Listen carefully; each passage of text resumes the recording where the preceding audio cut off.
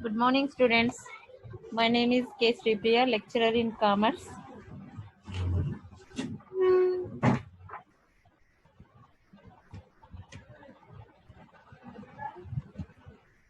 Nehru Memorial Government Degree College, Jogipet, Sangareddy.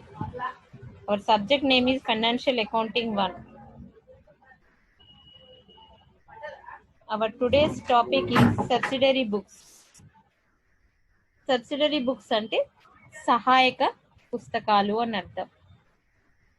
అయితే పెద్ద పెద్ద కంపెనీలు వాటి రోజువారీ కార్యకలాపాలు ఎక్కువగా ఉంటాయి కాబట్టి ఒకే విధమైన అంశం 3-4 టైమ్స్ 5 టైమ్స్ 10 టైమ్స్ రావటము ఇలా జరుగుతుంది కనుక ఎక్కువ మొత్తంలో ట్రాన్సాక్షన్స్ ఉండే కంపెనీలు ఒకే పుస్తకంలో అంటే చిట్టా పుస్తకంలోనే అన్నీ రాస్తే సరిపోదు కాబట్టి మరియు నెక్స్ట్ ఇబ్బందికరంగా ఒక పర్టికులర్ అంశానికి సంబంధించిన వివరాలు కావాలనుకున్నప్పుడు తొందరగా దొరకవు అనే ఉద్దేశంతో ఏం చేస్తారంటే ఒక్కొక్క అంశానికి సంబంధించి ఒక పుస్తకాన్ని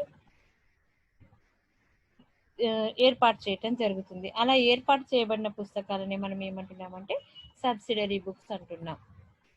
ఓకే, అట్లా ప్రత్యేకంగా ఏర్పాటు చేయబడిన పుస్తకాలని సబ్సిడరీ పుస్తకాలు అంటున్నాం. చిట్టా పుస్తకం లాగానే ఉంటాయి ఇవి కూడా, కానీ ప్రత్యేకంగా ఒక్కొక్క అంశానికి ఒకటి ఏర్పాటు చేయటం జరుగుతుంది. అయితే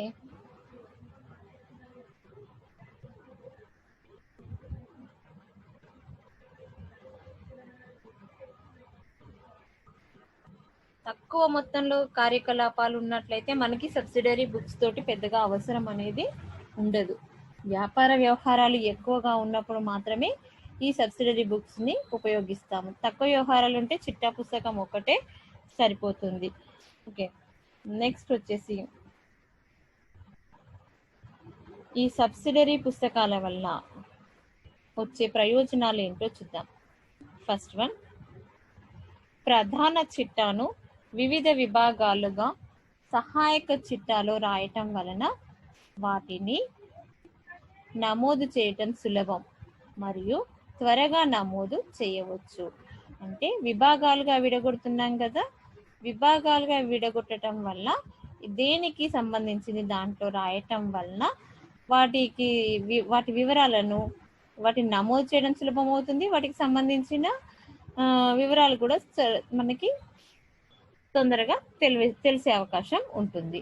రెండవది, అకౌంటింగ్ కార్యక్రమం వివిధ విభాగాలుగా విభజించటం వలన అకౌంటింగ్ పని విభజన సులభం అవుతుంది. మనము ఇది ఇంతకు ముందు కూడా మేనేజ్మెంట్ లో కూడా చదువుకుని ఉంటాము. డివిజన్ ఆఫ్ లేబర్, పనిని విభజించటం వల్ల మనం త్వరగా పనిని పూర్తి చేసుకునే అవకాశం ఉంటుంది. దాంట్లో స్పెషలైజేషన్ కూడా వస్తుంది మనకి. కాబట్టి అకౌంటింగ్ కార్యకలాపాలను వివిధ విభాగాలుగా విభజించటం వల్ల అకౌంటింగ్ పని విభజన సులభం అయిపోతుంది అన్నమాట. నెక్స్ట్ వచ్చేసి వ్యాపారంలోని వివిధ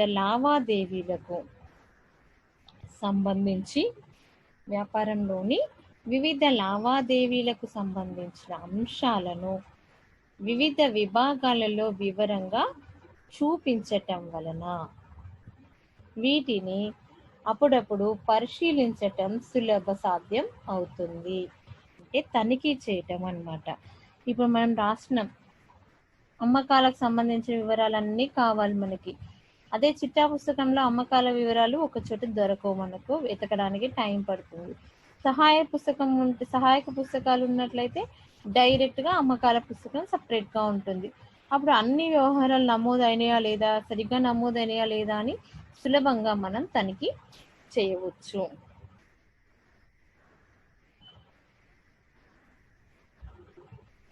నెక్స్ట్ వన్, గుమాస్తాల పనిలో తగినంత వెసులుబాటు ఉంటుంది.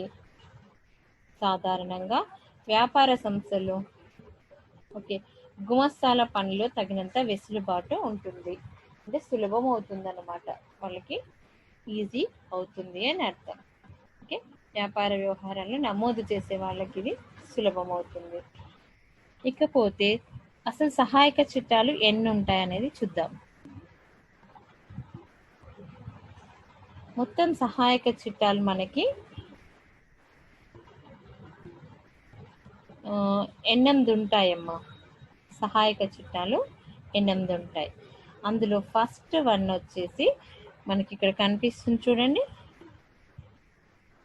నగదు పుస్తకము, క్యాష్ బుక్, నగదు పుస్తకము. ఈ నగదు పుస్తకంలో మనం ఏం నమోదు చేస్తాము అంటే బ్యాంకులో డిపాజిట్లు మరియు అడ్వాన్స్లతో కలుపుకొని నగదు వసూళ్లు మరియు చెల్లింపులు మాత్రమే ఇందులో నమోదు చేస్తాం. అంటే కేవలం నగదుకు సంబంధించిన అంశాలను మాత్రమే నమోదు చేస్తాము. కేవలం నగదుకు సంబంధించిన అంశాలను మాత్రమే నమోదు చేయడం జరుగుతుంది. ఈ నగదుకు సంబంధించిన అంశాలను నమోదు చేసేటప్పుడు బ్యాంకులో చేసిన డిపాజిట్లు మరియు అడ్వాన్స్లను కూడా లెక్కలోకి తీసుకుంటాము. ఇక్కడ సింపుల్గా మీరు గుర్తుపెట్టుకోవాల్సింది ఏంటంటే, ఏదైనా వ్యవహారం జరిగిన వెంటనే అది నగదుకు సంబంధించినదా కాదా అని చూడటం. నగదుకు సంబంధించినట్లయితేనే ఈ పుస్తకంలో ఎంటర్ చేయాలి. రూపాయి వ్యవహారం జరిపినట్లయితే ఈ బుక్లో ఎంటర్ చేయకూడదు. ఇప్పుడు క్లియర్గా అర్థమైందా? నగదు పుస్తకంలో ఏం నమోదు చేస్తున్నాము? నగదుకి సంబంధించిన అంశాలు, నగదుతో ముడిపడి ఉన్న అంశాలు. అవి డెబిట్ అంశాలు కావచ్చు, క్రెడిట్ అంశాలు కావచ్చు, సంస్థలోకి వచ్చేవి కావచ్చు, లేదా సంస్థ నుండి పోయేవి కావచ్చు. ఏవైనా సరే నగదు అంశాలు మాత్రమే ఇందులో నమోదు చేయాల్సిన అవసరం ఉంటుంది. ఇకపోతే రెండో బుక్ పేరు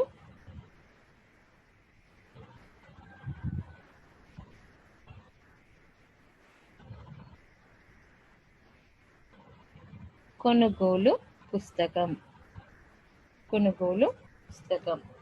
ఈ కొనుగోలు పుస్తకంలో ఏం నమోదు చేస్తాము అంటే, కేవలం సరుకు రూపాయి కొన్నప్పుడు మాత్రమే ఈ పుస్తకంలో నమోదు చేస్తాం. సరుకును రూపాయి కొనుగోలు చేసినప్పుడు మాత్రమే నమోదు చేయబడే పుస్తకం పేరు కొనుగోలు పుస్తకం. అదేవిధంగా నెక్స్ట్ది అమ్మకాల పుస్తకం. ఇందులో ఏం నమోదు చేస్తాము అంటే, రూపాయి సరుకు అమ్మినప్పుడు మాత్రమే ఇందులో నమోదు చేస్తాం. రూపాయి సరుకు అమ్మినప్పుడు మాత్రమే నమోదు చేయబడే పుస్తకం పేరు అమ్మకాల పుస్తకం. ఓకే, ఫస్ట్ది నగదు పుస్తకం, రెండవది కొనుగోలు పుస్తకం, మూడవది అమ్మకాల పుస్తకం.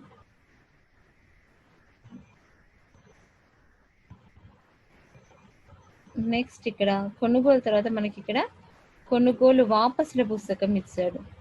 కొనుగోలు వాపసుల పుస్తకము అంటే, కొన్న సరుకు కొన్ని సందర్భాల్లో మనము తిరిగి వాపస్ చేయాల్సిన పరిస్థితి ఉంటుంది. దానికి అనేక రకాల కారణాలు ఉంటాయి. మనం కోరిన సరుకు అతను పంపించినప్పుడు, లేదా మనకు చెప్పిన రేటుకు అతను పంపించినప్పుడు, లేదా వస్తువుల్లో ఏదైనా డ్యామేజ్ ఉన్నప్పుడు మనం ఏం చేస్తాము, ఆ కొన్న సరుకుని మళ్ళీ తిరిగి వాపస్ పంపించేస్తున్నాం. అలా వాపస్ పంపించేటప్పుడు నమోదు చేయబడే పుస్తకంని మనం ఏమంటున్నాం? కొనుగోలు వాపసుల పుస్తకం. ఓకే, ఆల్రెడీ మనం అమ్మకాల గురించి చదువుకున్నాం. ఇప్పుడు అమ్మకాల వాపసుల పుస్తకం గురించి చదువుకున్నాం. ఓకే, కొన్న సరుకుని కొన్ని సందర్భాల్లో వాపస్ చేస్తామన్నాం కదా, అలా తీసుకెళ్ళి వాళ్ళకి ఇచ్చేస్తే వాళ్ళు మనకి దాని లెక్కలోకి తీసుకుంటారు.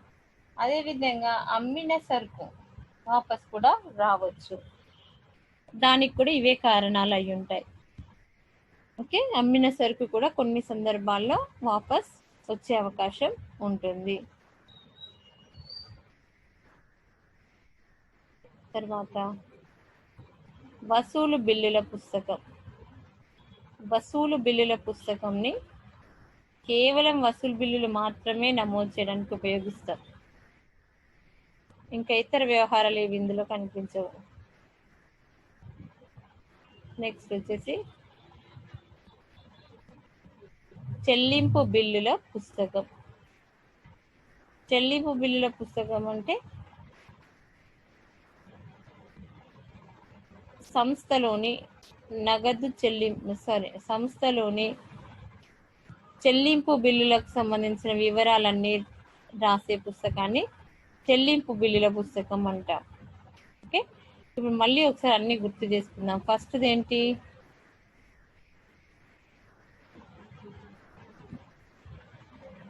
నగదు పుస్తకం. నగదు వ్యవహారాలు మాత్రమే నమోదు చేయబడతాయి. రెండవది కొనుగోలు పుస్తకం. ఇందులో సింపుల్గా నోట్ చేసుకోండి. ఫస్ట్ది నగదు అంశాలు, సెకండ్ది కేవలం అరువుపై కొన్న సరుకు మాత్రమే నమోదవుతుంది. తర్వాత కేవలం అరువుపై, ఇక్కడ అరువుపై కాదు, కొన్న సరుకుని ఎవరికైనా వాపస్ చేసినట్లయితే దాన్ని కొనుగోలు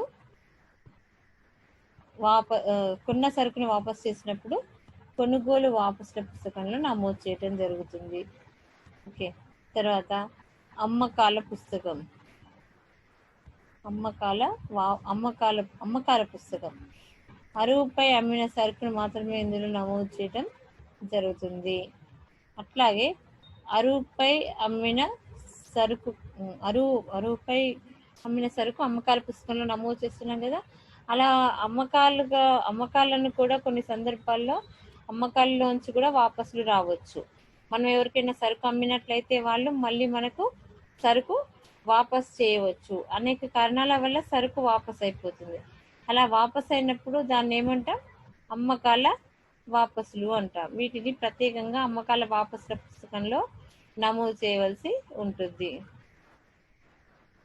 తర్వాత నెక్స్ట్ వచ్చేసి వసూలు బిల్లుల ఖాతా. వసూలు బిల్లుల ఖాతా అంటే కేవలం వసూలు బిల్లులకు సంబంధించిన వివరాలు మాత్రమే ఇందులో నమోదు చేస్తారు. తర్వాత చెల్లింపు బిల్లుల ఖాతా. చెల్లింపు బిల్లుల ఖాతా కేవలం చెల్లింపులను మాత్రమే ఇందులో నమోదు చేయడం జరుగుతుంది. ఓకే, తర్వాత లాస్ట్ వన్ అసలు చిట్టా. ఇందులో ఏం నమోదు చేస్తామంటే దీన్నే మనం జర్నల్ ప్రాపర్ అని చెప్పడం జరుగుతుంది. ఈ అసలు చిట్టాలో ఏం నమోదు చేస్తామంటే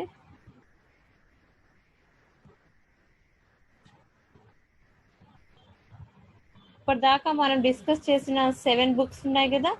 ఆ 7 బుక్స్లో ఎక్కడ నమోదు చేయడానికి వీలు లేనటువంటి అంశాలు ఉంటాయో ఆ అంశాలను చూసి ఆ చిట్టా బదులు నమోదు చేయడం జరుగుతుంది.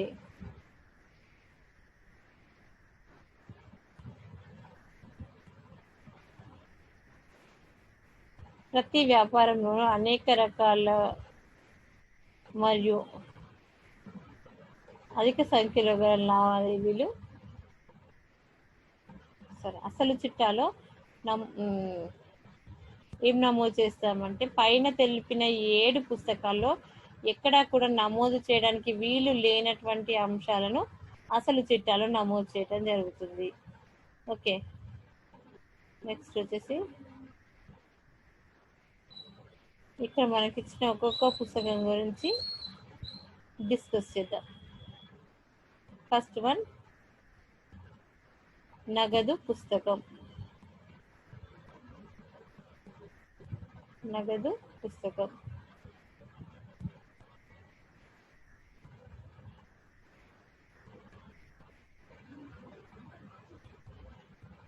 నగదు పుస్తకం గురించి డిస్కస్ చేద్దాం. ఇప్పుడు మనం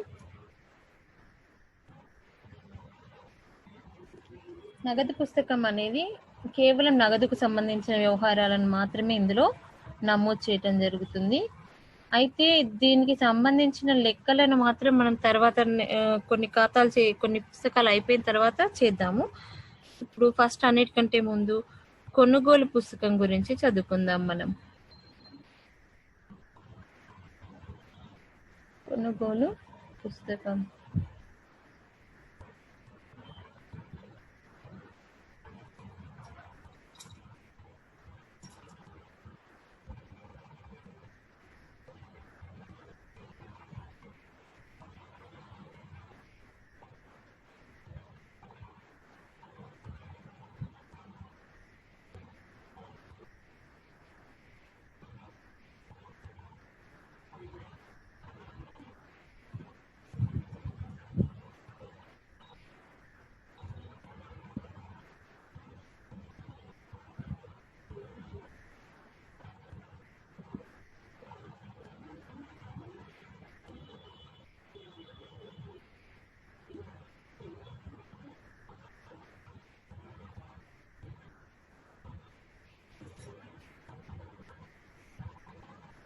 కొనుగోలు పుస్తకం చూద్దాం. నగదు పుస్తకం తర్వాత నేర్చుకుందాం.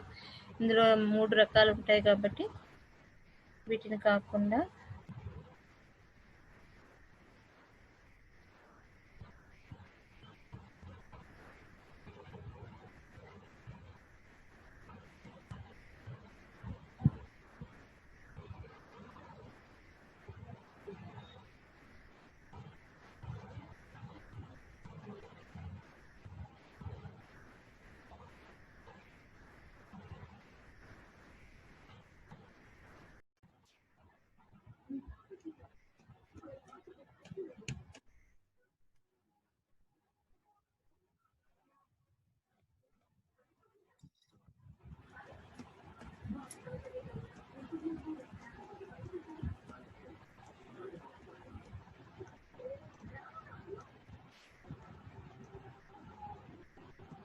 నెక్స్ట్ మనము కొనుగోలు పుస్తకం గురించి చూద్దాం. ఇక్కడ కొనుగోలు పుస్తకము అంటే ఏంటంటే రోజువారీ కొనుగోళ్లను నమోదు చేసే పుస్తకము అని అర్థం. ఓకే, ఏ రోజు ఎన్ని కొనుగోళ్ళు అయినాయి, రూపాయి కొన్నాయి మాత్రమే ఈ పుస్తకంలో నమోదు చేస్తాము. ఈ పుస్తకంలో నమోదు చేసేవన్నీ కూడా అరువు కొనుగోళ్ళు అని అర్థం.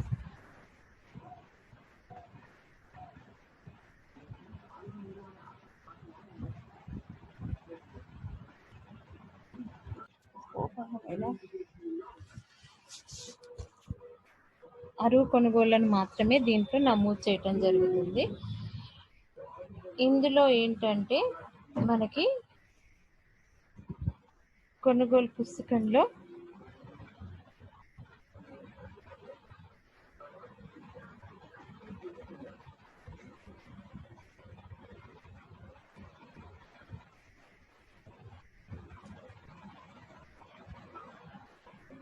నగదు కొనుగోళ్లను నమోదు చెయ్యరు. ఎందుకంటే నగదు కొనుగోళ్లు నగదు పుస్తకంలో నమోదవుతాయి కాబట్టి ఇందులో నమోదు చేయవలసిన అవసరం లేదు. కేవలం ఇందులో అరువు కొనుగోళ్లను మాత్రమే నమోదు చేయడం జరుగుతుంది. నెక్స్ట్ వచ్చేసి ఇందులో ఏంటంటే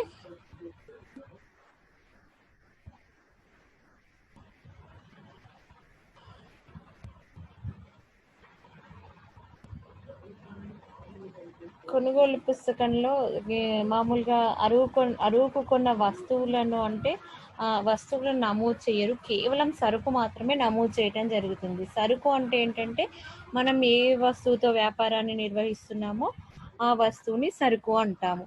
అది మాత్రమే ఇందులో నమోదు చేయడం జరుగుతుంది. ఫర్ ఎగ్జాంపుల్ ఏదైనా స్టేషనరీ కొన్నాం అనుకోండి, అది ఇందులో నమోదు చేయడం జరగదు.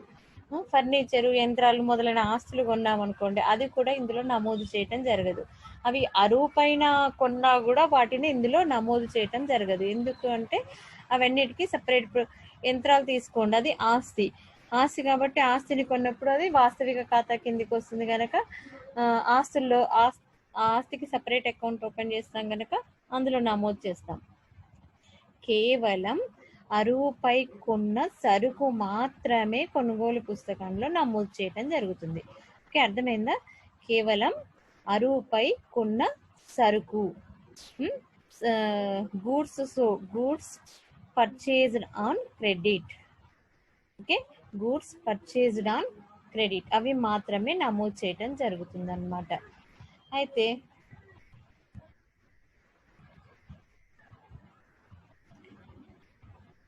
ఇక్కడ ఈ పుస్తకంలో పద్దులను ఇన్వాయిస్ ప్రకారం నమోదు చేయటం జరుగుతుంది అన్నమాట.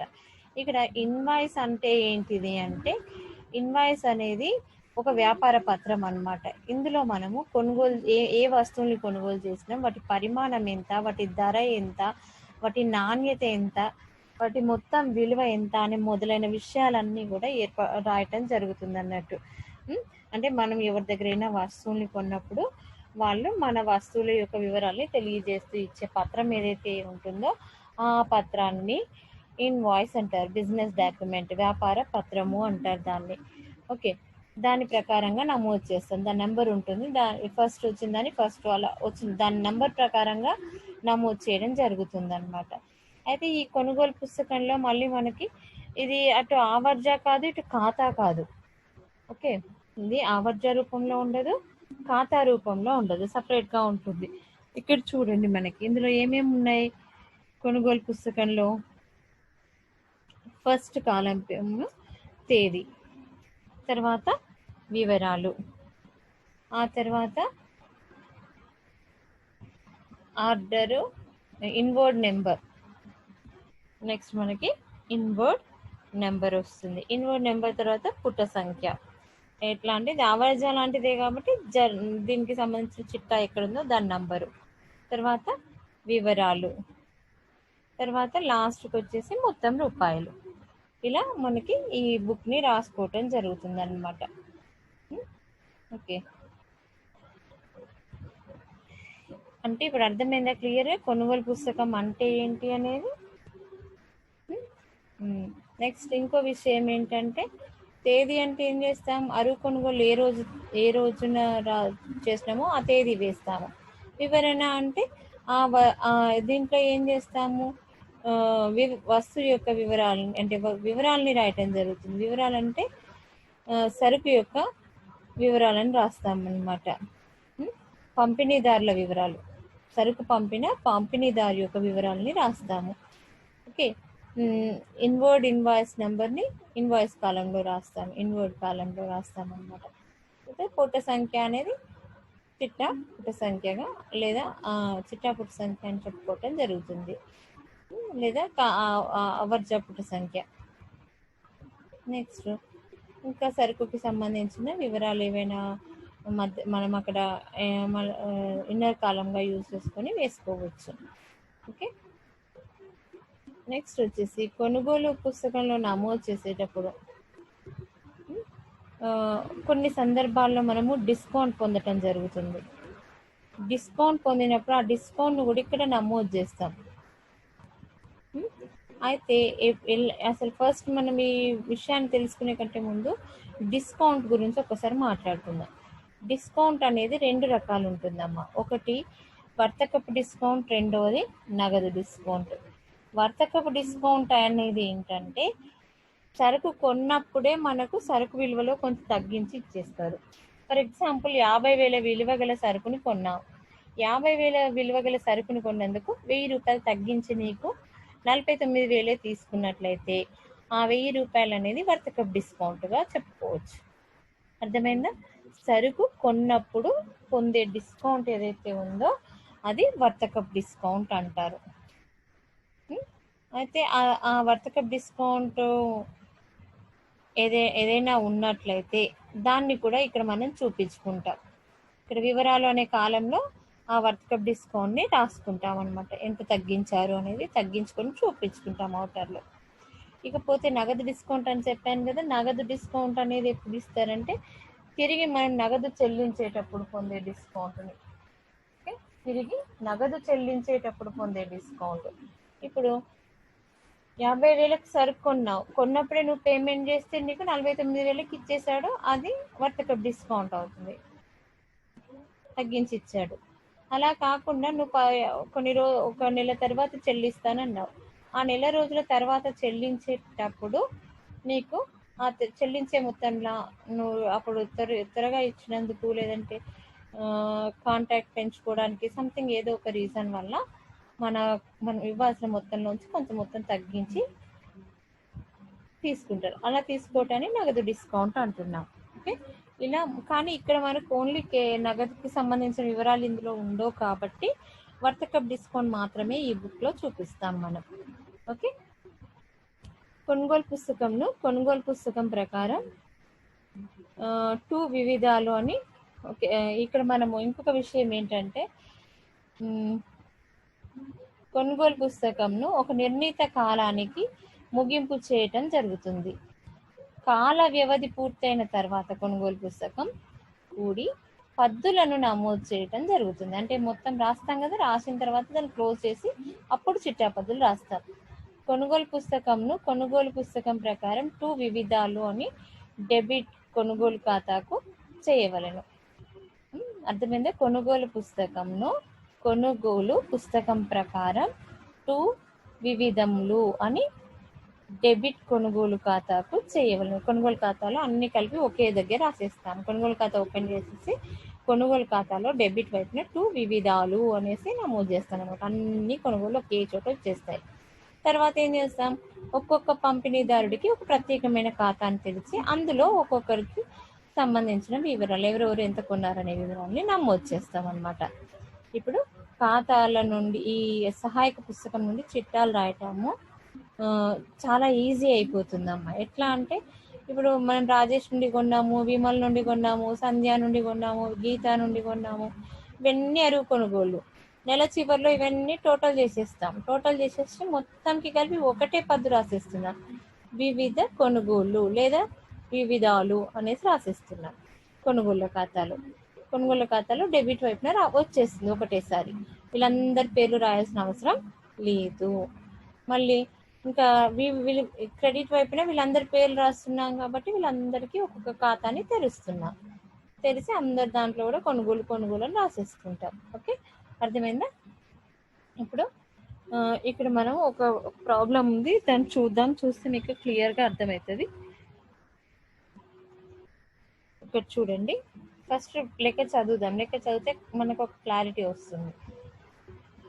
ఏప్రిల్ 2014 నాటికి ఈ దిగువనీయబడిన లావాదేవీలను మిస్టర్ అరుణ్ ఎలక్ట్రానిక్స్ వారి కొనుగోలు పుస్తకంలో పద్దులు రాసి ఆవర్జ ఖాతాలను చూపండి అన్నారు. వీళ్ళు ఏం చేశారు, ఏప్రిల్ 8 రోజు విజయ్ ఎలక్ట్రానిక్స్ నుండి అరువు కొనుగోళ్లు 5 హతారా టీవీ సెట్లు ఒక్కొక్కటి ₹2,500, 3 ఈసీ టీవీ సెట్లు ఒక్కొక్కటి 2,800, వర్తకపు డిస్కౌంట్ 10%. ఓకే, విజయ్ ఎలక్ట్రానిక్స్ నుండి ఏమేమి కొన్నారో డీటెయిల్స్ ఇచ్చారు, వాళ్ళు డిస్కౌంట్ ఎంత ఇచ్చారో కూడా తెలియజేశాడు. నెక్స్ట్ వచ్చేసి మళ్ళీ మనం ఏప్రిల్ 14 రోజు చూడండి. ఏప్రిల్ 14 రోజు ఏం చెప్పాడు, బైవెల్ ట్రేడర్స్ నుండి అరువు కొనుగోళ్లు 5 ఫిలిప్స్ ట్రాన్సిస్టర్లు ఒక్కొక్కటి ₹400, 8 బుష్ రేడియోలు ఒక్కొక్కటి ₹500. తర్వాత వర్తకపు డిస్కౌంట్ వచ్చేసి 15%. తర్వాత ఏప్రిల్ 22 నాడు డక్కన్ ఎలక్ట్రానిక్స్ నుండి నగదు కొనుగోళ్లు 10 టేబుల్ ల్యాంప్లు ఒక్కొక్కటి ₹30 చొప్పున. తర్వాత ఏప్రిల్ 30 నాడు మోహన్ ట్రేడర్స్ నుండి అరువు కొనుగోళ్లు 5 ఇనుప కుర్చీలు ఒక్కొక్కటి ₹50 చొప్పున, 2 ఆఫీస్ బల్లలు ఒక్కొక్కటి ₹150 చొప్పున కొనుగోలు చేసిండనమాట. ఓకే, అర్థమైందా? మోహన్ ట్రేడర్స్ నుండి ఏమేమి కొన్నాం. ఇప్పుడు వీటిని మనం బుక్లో ఎలా నమోదు చేసామో చూద్దాం. ఓకే, ఒక్కొక్క ట్రాన్సాక్షన్ని కొనుగోలు పుస్తకంలో ఎలా నమోదు చేసాము, నమోదు చేసిన తర్వాత వాటికి ఆవర్జ ఏ విధంగా తయారు చేసాం అనేది చూద్దాం మనం. ఇక్కడ ఫస్ట్ తీసుకోండి. ఫస్ట్ది ఏముంది మనకి, ట్రాన్సాక్షన్ 8 రోజు విజయ్ ఎలక్ట్రానిక్స్ నుండి అరువు కొనుగోళ్లు 5 హతారా టీవీ సెట్లు ఒక్కొక్కటి 2,500. ఇలా నమోదు చేయాలి మనం. ఏప్రిల్ ఇక్కడ 15th రాశారు, ఏప్రిల్ 8 రోజు విజయ్ ఎలక్ట్రానిక్స్. ఓకే, హెడ్డింగ్ కొనుగోలు పుస్తకం, నార్మల్గా అదే హెడ్డింగ్ ఉంటుంది దీంట్లో కూడా. ఇక్కడ విజయ్ ఎలక్ట్రానిక్స్ వాళ్ళ నుండి ఏమేమి కొన్నాం మనం, 5 హతారా టీవీలు ఒక్కొక్కటి ₹2,000 చొప్పున. అంటే 5 × 2,500 అని ఇక్కడ నమోదు చేసుకోవచ్చు, లేదా డైరెక్ట్గా ఇలా అమౌంట్ వేసుకోవచ్చు. ఓకే, తర్వాత వచ్చేసి ఇందాక చెప్పాను కదా, ఈ వివరాల కాలం ఎందుకు యూజ్ అవుతుందంటే ఇలా లెస్ చేసుకోవడానికి, ఇన్నర్ కాలంగా ఉపయోగపడుతుంది మనకి. తర్వాత 3 ఈసీ టీవీలు ఒక్కొక్కటి ఎంత ఉన్నాయి మనకి ఇప్పుడు, 2,800. 3 ఈసీ టీవీలు ఒక్కొక్కటి 2,800 చొప్పున. అప్పుడు ఎంత అవుతుంది, 8,400. ఇప్పుడు మొత్తంకి కలిపి మనం టోటల్ చేసినట్లయితే ఈ రెండింటిని టోటల్ చేస్తే 20,900 అవుతుంది. ఈ 20,900లోంచి వర్తకప్ డిస్కౌంట్ 10% తీసేస్తున్నాం. తీసేస్తే వర్తకప్ డిస్కౌంట్ దీనిపైన 10%, ఎంత కొన్నామో వాటిపైన 10%. 20,900 పైన 10% అంటే ఒక 0 తీసేసినా సరిపోతుంది. మల్టిప్లికేషన్ చేసి మనం కనుక్కోవచ్చు. 10% అంటే ఇక్కడ మనకి 2090 అవుతుంది. ఓకే, ఈ 20,000లో 20,900లోంచి 2090 తీసేస్తే మనకి మొత్తం కొనుగోలు అంటే మనం చెల్లించాల్సిన అమౌంట్ ఎంత? 18,810 రూపీస్. తర్వాత వచ్చేసి ఏప్రిల్ 14th రోజు బైవేల్ ట్రేడర్స్ వాళ్ళు ఏం చేస్తారు, 5 ఫిలిప్స్ ట్రాన్సిస్టర్లు ఒక్కొక్కటి 400 చొప్పున కొన్నారు. 5 × 4 2000 అవుతాయి మనకి. తర్వాత 8 బుష్ రేడియోలు ఒక్కొక్కటి 500 చొప్పున, 8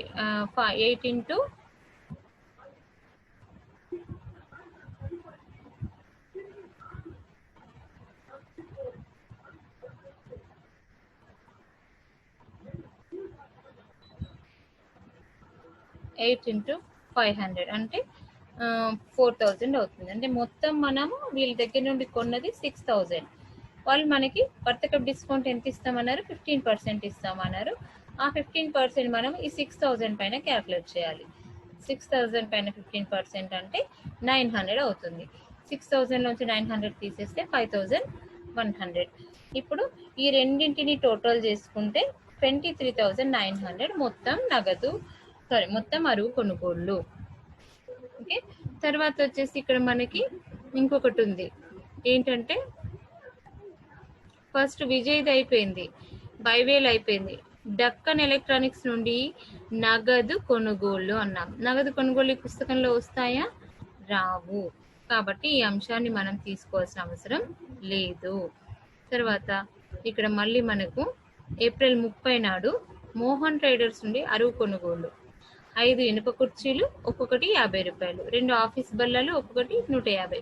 ఇది కూడా రాదు. ఎందుకు అంటే ఇవి కొన్న ఏంటి? ఆస్తులు మనకి కదా, సరుకు కాదు. కుర్చీలు ఒకసారి కొన్నామంటే అది లాంగ్ రన్ లో మనకి ఎన్నో రోజులు ఉపయోగపడుతుంది కాబట్టి అది ఆస్తిగా భావించాలి. ఆఫీస్ బల్లలు కూడా అంతే. కాబట్టి ఇవి మన సరుకు కాదు. మన సరుకు ఏంటి? Electronic goods. ఎలక్ట్రానిక్ గూడ్స్ మాత్రమే మనం ఈ దీంట్లో తీసుకోవాలి. ఇవి ఎలక్ట్రానిక్ గూడ్స్ కావు కాబట్టి వీటిని మనం ఆస్తులుగా భావిస్తాం కనుక ఇది రాదు. ఇది నగదు కొనుగోలు కాబట్టి పైది రాదు, నగదు కొనుగోలు రాదు. తర్వాత ఇలా సరుకు కాని వస్తువులు కూడా ఇందులో నమోదు చేయడం జరగదు. ఇప్పుడు టోటల్గా మొత్తం కొనుగోలు ఎంత ఈ నెలలో? ఏప్రిల్ మంత్లో మొత్తం కొనుగోలు వచ్చేసి 23,910. ఓకే, ఇప్పుడు వీటిని ఆవర్జాలో ఎలా నమోదు చేద్దాం చూద్దాం. ఇది చిట్టా మాత్రమే. ఇప్పుడు ఆవర్జ నమోదు చూద్దాం. ఆవర్జ నమోదులో మనము విజయ్ ఎలక్ట్రానిక్స్, ఆవర్జాలు అంటే ఖాతా అని అర్థం. ఖాతా ఏ ఆకారంలో ఉంటుంది? చూడండి, ఇలా ఇలా ఉండి మధ్యలో ఒక స్ట్రైట్ లైన్ వస్తుంది, ఒక హారిజంటల్ లైన్, ఒకటి వర్టికల్ లైన్. ఓకే, ఇది టీ ఆకారంలో ఉంటుంది. నిన్న క్లాస్లో కూడా మనం చెప్పుకున్నాం కదా, ఖాతా టీ ఆకారంలో ఉంటుంది. ఓకే, దీంట్లో మనము ఫస్ట్ విజయ్ ఎలక్ట్రానిక్స్ దాంట్లో రాద్దాం. విజయ్ ఎలక్ట్రానిక్స్ దాంట్లో మనకి ఎంట్రీ ఏమొస్తుంది? కొనుగోలు ఖాతా డేటాతో విజయ్ ఎలక్ట్రానిక్స్ ఖాతా. ఇది చిట్టాపద్దు. అంటే ఎక్కడ రాయాలి మనం? విజయ్ ఎలక్ట్రానిక్స్ లో క్రెడిట్ వైపున నమోదు చేయాలి. చేసామా?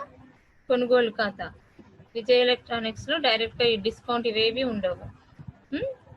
ఓకే, తర్వాత దీంతో మనకి ఇందులో ఒకే అంశం ఉంటుంది, క్లోజ్ అయిపోతుంది. రెండోది బైవేల్ వాళ్ళ దాంట్లో కూడా క్రెడిట్ వైపున కొనుగోలు ఖాతాని చూపిస్తున్నాం. బైవేల్ కి కూడా ఏంటి ఎంట్రీ ఏమొస్తుంది? కొనుగోలు ఖాతా డేటా టు బైవేల్ ఖాతా. బైవేల్ ఖాతాలో ఎక్కడ రావాలి? క్రెడిట్ వైపున. చిట్టాపద్దులో బైవేల్ ఎటువైపు ఉంది? క్రెడిట్ వైపున ఉంది కాబట్టి క్రెడిట్ వైపున కొనుగోలు అని రాస్తున్నాం. ఓకే, 5100. ఆ తర్వాత మళ్ళీ మనం ఇక్కడ ఇవి 2 అయిపోయినాక మనకి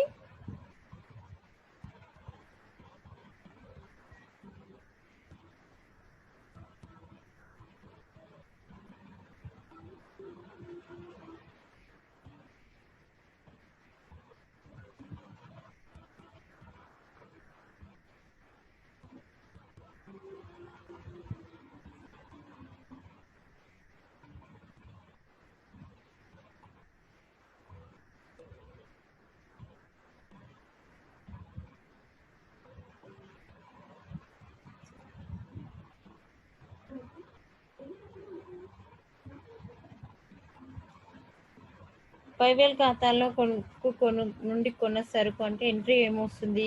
కొనుగోలు ఖాతా డేటా టు బైవేల్ ఖాతా. అంటే బైవేల్ వాళ్ళు ఎటువైపు ఉన్నారు? క్రెడిట్ వైపు ఉన్నారు. కాబట్టి బైవేల్ ఖాతాలో మనం ఎక్కడ నమోదు చేయాలి? క్రెడిట్ వైపున నమోదు చేయాలి. క్రెడిట్ వైపున ఏమని నమోదు చేయాలి? బై కొనుగోలు ఖాతా. బై కొనుగోలు ఖాతా అంతే, ఒకటే అంశం ఉంటుంది. క్లోజ్ చేసేస్తాం. ఓకే, తర్వాత వచ్చేసి దీంతో నెక్స్ట్ మనం ఏం చేస్తున్నాము, కొనుగోలు ఖాతాలో కూడా రాయాలి.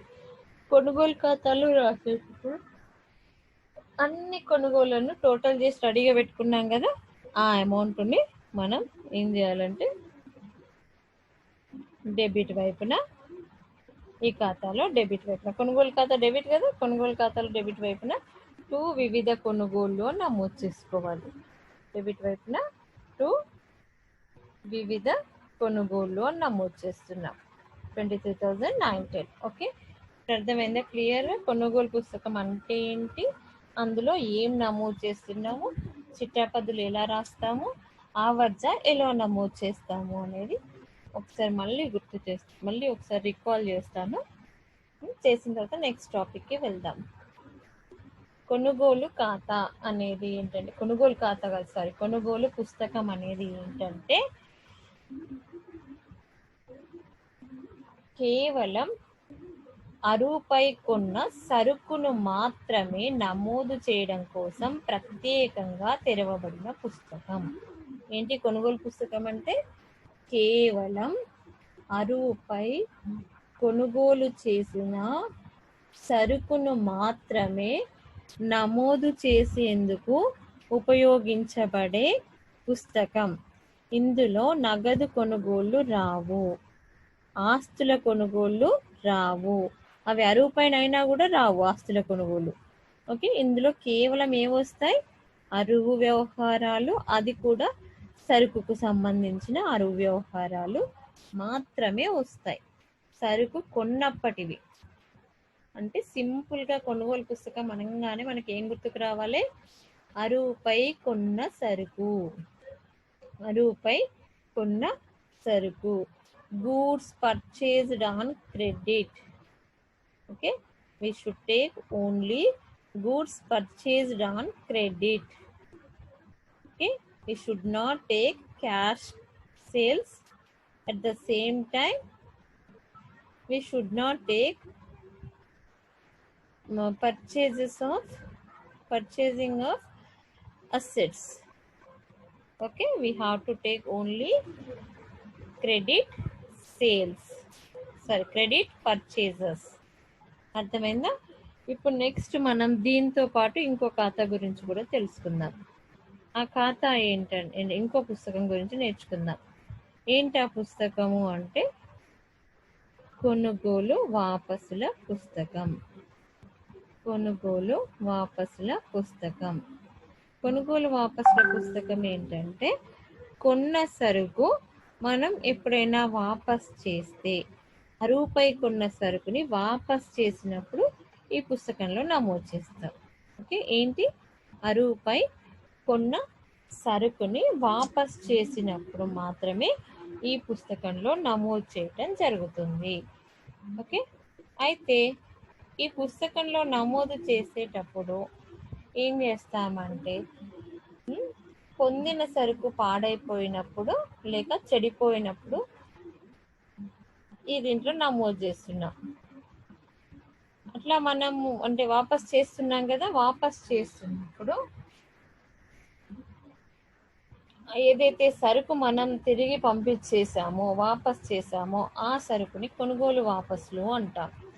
ఇటువంటి వాపసులని ప్రత్యేకంగా ఒక పుస్తకంలో నమోదు చేస్తే దాన్ని కొనుగోలు వాపసుల పుస్తకము అంటారు. ఓకే, కొనుగోలు పుస్తకం లాగానే కొనుగోలు వాపసుల పుస్తకం కూడా మొత్తం టోటల్ చేసి దాన్ని కొనుగోలు వాపసుల పుస్తకానికి లో రాసేస్తుంటాం. అయితే దాంట్లో ఎలా రాయాలి అంటే, ఏ పంపిణీదారుడికి అయితే మనం పంపిస్తున్నామో సరుకును వాపస్ చేస్తున్నామో ఆ పంపిణీదారుడి ఖాతాను డెబిట్ చేసి వ్యక్తిగత ఖాతాలో టు కొనుగోలు వాపసుల ఖాతా అని రాస్తాం. కొనుగోలు వాపసుల పుస్తకంలో అయితేనేమో బై వివిధాలు అని రాసుకుంటాం. ఓకే, పంపిణీదారుడి పుస్తకంలో అయితేనేమో అతని వ్యక్తిగత ఖాతాను డెబిట్ చేస్తూ టు క్రెడిట్ వైపున టు కొనుగోలు వాపసుల ఖాతా అని రాస్తాం. అట్లాగే పుస్తకంలో ఏం చూపిస్తాం మనం, బై వివిధాలు అని చూపిస్తాం కొనుగోలు వాపసుల పుస్తకంలో. నెక్స్ట్ వచ్చేసి సరుకులను వాపస్ చేయనప్పుడు ముఖ్యంగా గమనించాల్సిన విషయం ఏమిటంటే, అనుమతించిన వర్తకపు డిస్కౌంట్ ఏమైనా ఉన్నట్లయితే ఆ మొత్తంని కూడా లెక్కలోకి తీసుకొని నికర విలువను మాత్రమే సరుకు వాపసుల ఖాతాలో రికార్డు చేయాలి. అంటే ఫర్ ఎగ్జాంపుల్ మనము 5,000 సరుకుని 4,900 కొన్నప్పుడు ఇప్పుడు వాపస్ చేసేటప్పుడు మళ్ళీ 5,000 అడగకూడదు. ఎంత అడగాలి? 4,900 అడగాలి అని అర్థం. ఓకే, డిస్కౌంట్ వర్తకం డిస్కౌంట్ ఏదైనా ఉంటే దాన్ని లెక్కలోకి తీసుకోవాలి. దాన్ని తీసేసి మిగిలిన అమౌంట్ మాత్రమే తీసుకోవాలి. ఓకే, నెక్స్ట్ వచ్చేసి ఇక్కడ మనం ఇంకొక టాపిక్ నేర్చుకోవాలి. ఏంటది అంటే డెబిట్ నోట్. ఈ డెబిట్ నోట్ అంటే ఏంటంటే, ఇది ఒక విధమైన నివేదిక లేదా హుండీ లేక పత్రము. దీనిని ఏం చేస్తున్నామంటే, ఎవరికైతే సరుకులను వాపస్ చేసి లేదా అలవెన్స్ని పొందవలనని అనుకున్నామో అతనికి పంపటం జరుగుతుందన్నమాట. ఈ నివేదికలో మనం ఏం రాస్తామంటే, అతని ఖాతాను మనం ఎంత మేరకు డెబిట్ చేసినాము, ఓకే, అతని ఖాతాను ఎంత మేరకు డెబిట్ చేసాము, ఎంత విలువ గల సరుకును మనం వాపస్ చేస్తున్నాము, ఇందులో వాపస్ చేసిన సరుకు యొక్క వివరాలు మరియు వాటి వర్ణన, మరియు ఏ వ్యక్తికి సరుకులు వాపస్ చేయటం జరిగింది, వాటి నికర విలువ, మరియు వాటిని ఎందుకు వాపస్ చేయవలసి వచ్చిందో కారణము, మరియు వెనక్కి రావాల్సిన మొత్తము పొందుపరచవలసి ఉంటుంది. ఇవన్నీ రాయాలి. రాస్తేనే అప్పుడే అది డెబిట్ నోట్ అవుతుంది. ఓకే, అంటే ఏం రాస్తున్నాం డెబిట్ నోట్లో? సరుకు యొక్క వివరాలు రాస్తున్నాము. ఎవరికైతే వాపస్ చేస్తున్నామో సరుకుని ఆ వ్యక్తికి సరుకు వివరాలని తెలియజేస్తున్నాము. ఆ సరుకు యొక్క వాల్యూని ఎప్పుడు కూడా డిస్కౌంట్ ఉన్నట్లయితే ఆ డిస్కౌంట్ తీసేసి చూపించాలి. ఓకే, మనం ఆల్రెడీ దాంట్లో డిస్కౌంట్ పొందినాము అంటే మనం ఒరిజినల్గా ఎంత అమౌంట్ ఇవ్వాలో దాన్నే మనం చూపించాలి. డెబిట్ నోట్లో మొత్తం మనం ఏం చూపిస్తున్నాం? సరుకుకి సంబంధించిన వివరాలని తెలియజేస్తున్నాము. అతని నుండి మనకు రావాల్సిన డబ్బులని కూడా తెలియజేస్తున్నాం. ఎంత మొత్తం మనకి రావాలి అనే అంశాన్ని తెలియజేస్తున్నాం. ఓకే, ఇప్పుడు మీకు క్లియర్గా అర్థమై ఉంటుంది డెబిట్ నోట్ అంటే ఏంటి. తర్వాత ఇక్కడ సేమ్ ఇది కూడా ఎలా ఉంటుందంటే, మన కొనుగోలు ఖాతా ఎలా చేసామో అలానే ఉంటుంది. కొనుగోలు ఖాతా లాగానే కొనుగోలు వాపసుల పుస్తకం కూడా అలానే ఉంటుంది. దాంట్లో మనం ఏం చేస్తాము, ఇక్కడ ఈ పుస్తకంలో ఎలాగైతే నమోదు చేస్తామో కొనుగోలు పుస్తకంలో, అదే విధంగా దీంట్లో కూడా నమోదు చేస్తాం. ఓకే, కొనుగోలు పుస్తకం మాదిరిగానే ఉంటుంది. దానికి పద్ధతులు కూడా ఏంటి, ఎవరికైతే మనం వాపస్ చేస్తున్నామో వాళ్ళ పేరు డెబిట్ చేస్తాము. ఫర్ ఎగ్జాంపుల్ ఎక్స్కి వాపస్ చేసినప్పుడు ఎక్స్ ఖాతా డేటా టు కొనుగోలు వాపస్ల ఖాతా. ఎక్స్ మన డబ్బులు మనకి ఇచ్చేస్తాడు. అప్పుడు అవన్నీ తర్వాత జరుగుతాయి, ప్రస్తుతానికి అవి రాసుకుంటాం. ఓకే, తర్వాత మొత్తం అందరికి ఎవరెవరికి వాపసులు పోయినాయి అవన్నీ టోటల్స్ చేసి ఇందాక కొనుగోలులో చేసినట్టుగా ఆ చివరిలో ఉన్న టోటల్ని టు వివిధాలు అనేసి కొనుగోలు ఖాతాలో ఒకేసారి రాసేస్తాం. ఓకే, అర్థమైందా ఇప్పుడు క్లియర్గా? నెక్స్ట్ క్లాస్లో మనం నెక్స్ట్ టాపిక్ చూసుకుందాం. ఓకే, దీంతో మనకి కొనుగోలు వాపసుల పుస్తకం కంప్లీట్ అయిపోయినట్లే.